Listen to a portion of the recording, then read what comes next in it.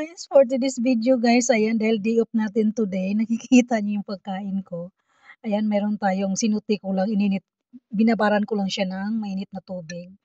Meron tayong repolyo, tapos broccoli, tapos cauliflower. Of course, canton, tapos itlog, tapos pandesal, may itlog ulit. May kape, hindi nawawala ang kape. May dessert tayo, leche flans. Ayan. Dito na ako sa kama ko kumain, guys. Tapos gumamit ako ng malaking plato. Ayan. Aluminum plate na malaki para hindi matapon sa aking higaan kasi puti yung ating ayan, no, puti yung ating kumot. Oh, siyempre nanonood ako ng yung bahay kubo ko rin. Yung bahay kubo ko. Ayan, pinapanood ko kasi sa CCTV. Kahit nasa abroad kayo, makikita nyo yung bahay nyo kasi walang tao. Ayan. Pero may nagre-rent, pero syempre, kailangan safety pa rin. So, ayan guys, kain tayo almusal. Day of is real.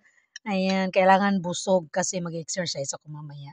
Yung coffee ko talagang black coffee na may nido. Char!